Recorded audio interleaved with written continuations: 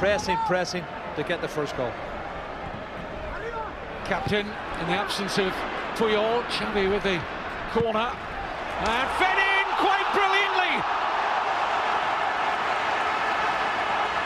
A wonderful goal from Messi. Just perfect. Picked his spot and Codina helpless. Well, it's teed up, I think, by Kolo Touré. He's looking to set it up for him, and Kevin, he's actually bent that. He's curled out with his left foot. Have a look, corner comes in. It's scrambled, ricochets kindly. Touré sees Messi coming onto it, left foot.